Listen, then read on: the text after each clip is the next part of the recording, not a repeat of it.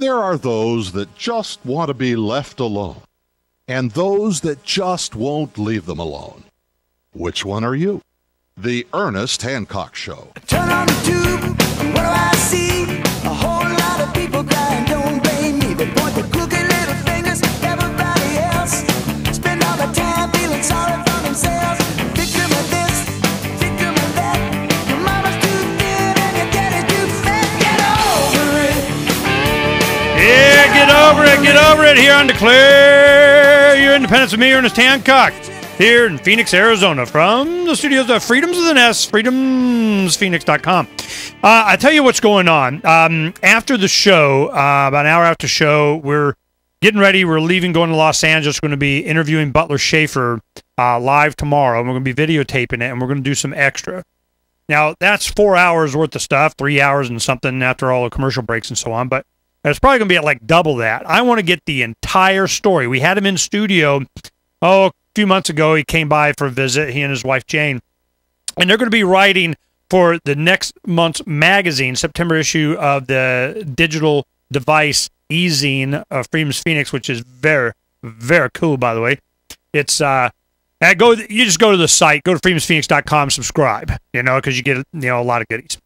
Now, the thing is that go at the top navigation bar. It says tutorials, and you click on that, and you'll see all the extra stuff you get when you subscribe. It's $5 a month or an ounce of silver for a year.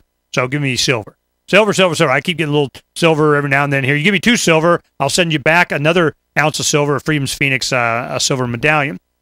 Now, the thing is that the issue is Generation Next, raising Generation Next. Now, Butler Schaefer has raised his adult children now, starting to have kids, and they're doing just fine, thank you. And having him as a father and Jane as a mother, they're just going to turn out okay. So it's interesting that Jane and Butler and his daughters are all going to contribute and participate in the magazine, Generation to Generation, which is really what I wanted to talk to him about, how the Freedom Library and the Libertarian Movement, you could put the entire Libertarian Movement in one room. I mean, that's how small it was back in the day when Butler was first starting out. And these guys are the ones that were the foundation for Dr. Paul. Now, you look at Dr. Paul and you go, man, that guy's kind of up there. He's 70-something. Yeah, well, this is the late, what is that, 60 years ago? 70 years ago. I mean, this kind of stuff starts 50 years ago. I mean, it's just, so there's a lot to be learned from this. I want to get it on tape before he's not available anymore. So this is, and he knows, I'm like, look, man, your last guy, can we hurry up and get this on video? Okay. So we just couldn't get him out in time before the come out and visit again before school started, because he's still a law professor at Southwestern University. And so we're going to go ahead and just go out there, make a few days of it, and just have a good time. Now, that meant a couple things had to be put until Monday. This is what's going on. After the show, about 3:08 or something, I'll go on Skype and do Adam versus the Man. Adam Kokesh called earlier and wanted me to participate in talking about them turning off cell phone towers and so on in the BART rail system, which is their public transportation in San Francisco. It's come to America. That's what's going on in Syria and around the Arabic-speaking countries and all of the world, in London. What? Because we can. We're going to turn off the communication. First Amendment done. So this is bad. I didn't think that this would happen this soon here. I didn't see this one coming. I thought, they won't do that for a while. I mean, there'll be something else. And boom, here it is. So when this first came out, first thing I did is I called they called it the Confrontation Prevention Squad of the Phoenix Police Department back when we first started dealing with them in the 90s. Now they call it Community Services and whatever the heck. And his gentleman's name's Al Ramirez, and I've worked with him for 15 years or more.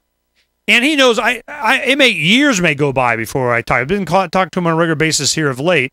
And it was when we did the AR-15, the black man with the gun when Obama came and all that, and we went armed and stuff just to make the point that Phoenix police protect our rights here. They didn't go bent out. They're like, here, knock yourself out. It's all good. So that's what made the media angry, is that you got law enforcement actually defending the rights. The other one was when we went to Sky Harbor National Airport right before Thanksgiving and we did the opt-out, the TSA opt-out bags that we made, and they were all dressed up and went out and had a good time, passed out things, and that was fun. But that was a little bit different happening. They didn't like that too much, man. They were, no, you got to this, and you can't this, and you can't. I'm like, look, man, let me tell you what's going to happen. We're going to go. It's not going to be a permit. We're going to do this, this, and this, and you're going to do what you're going to do, and, FYI, be happy we told you. So things went fine. There was no problems, but, you could see the tone's changing, and what really got him upset was this. I go, we know what's coming. Oh, yeah, what do you think? I go, how's your pension doing? How's that working out for you? And what do you think? You're going to be asking us for more tax money so you can be fully funded while we've lost all our money? Seriously? And you think that you're going to be the good guys on this? I'm telling you, you're going to need us on your side. So they're like, dang it, man. We hate when these guys are right. So I couldn't meet with them because I'm going to be gone and wasn't available, and they wanted the supervisors and the big boys come in and so on. So we're going to meet at a Starbucks in northern Phoenix here Monday morning. So Monday, you would definitely want to catch a show. You give a crap about this BART thing turning off First Amendment kind of, you don't get to use your phone deal. That's going to be Monday, because that morning, 8 o'clock, I'll meet with representatives of the Phoenix Police Department, and I want to talk about one simple thing. What happened, for those on video, you can see this is the chief spokesman, Linton Johnson, is the guy that he went on a show of a local journalist there to explain why they turned off the phone access. Because, he's saying it's an amenity. We made sure that the BART system has access to cell phones in case people need to, report an emergency or a crime or whatever. But, we just flipped that bad boy off, and everybody's inconvenienced because, we don't want them to be able to coordinate a demonstration. So, of course, the people, they'll get the guy on the phone saying, yeah, I'm really angry that they did this because I can't use my cell phone now, and, I'm blaming the protesters. And what this was about is a peaceful method by which you can protest when the BART officer just shot somebody. You guys remember that? It's a couple years ago, a year and a half ago when it was. There was they didn't like it. It was a New Year's Eve or something. And the guy he's down on the ground, face down, hands behind his back, being handcuffed, 3-4 officers, and the guy, he's just pissed off. He just pulled out his gun and pumped it in the back. Boom. Killed. There was a train load of people with cell phones taking this live. They're just posting it, putting on, they got their quick. It's streaming to the internet. They're posting to YouTube. They're doing, and they're like, heck no, man, we don't need that no more. And people are going to do a protest report. No, not allowed communications. That's not going to stop them. So what did the hacktivists do? They go in and they started, posting anybody that had anything to do with the BART system, getting personal data, anybody putting that, said, really, you guys want to play this game?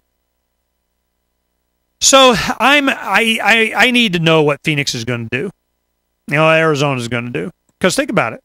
End of the month, we got Oath Keepers is coming here. Everybody's coming into Phoenix. They're going to be driving out, take a couple hours to go out to Quartzsite. They're going to do their thing out there.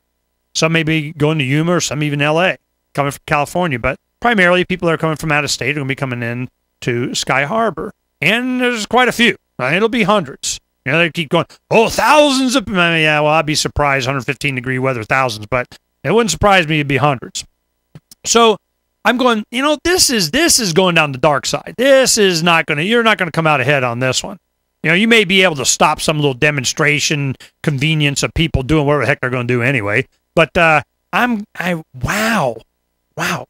Would Phoenix turn off? Is that an option? Is that open? Is that part of policy that they would be able to turn off cell towers, communication in the perception that they would, stop some demonstration or something, and not have repercussions that would last months, years into the future? That would be a lot worse than whatever the heck it is they perceive that they're going to be nipping in the bud. You got to nip it. Well, I go, let me tell you what, we got to nip this violation of, this First Amendment thing. Communication. You do away with the First Amendment. You do away with the ability to communicate. That's why you got the Second. It's in case the First doesn't get the job done. You do not want to go down that road. So I talked to Al, where he's bringing in the supervisors and the boys, and we'll go have coffee Monday morning, and we'll get this taken care of. Whatever. Either way, I just want to get them on record. Look, man, we shall never, unless it's like, I don't know. They're going to have to come up with some really freaking alien invasion stuff or something, to go turn off our cell phones. Wow. Bad sign. Bad signs of things to come. And it just keeps getting, it's amazing what we can get used to. But you got to know what you can't get used to. You cannot allow yourself to get used to them shutting off your communication. A lot of people dependent on cell phones. That's all they got. Hey, stay tuned tomorrow. Butler Schaefer.